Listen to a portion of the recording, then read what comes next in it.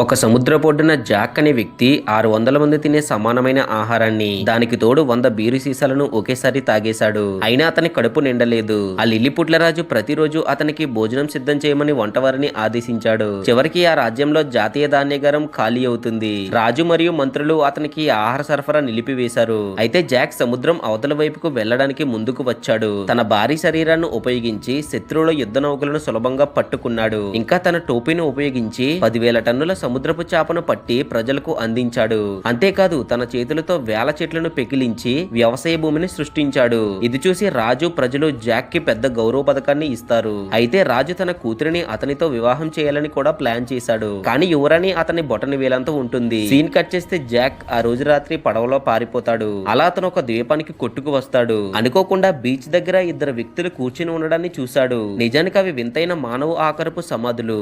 Guys video నచ్చితే like చేయండి చాలు.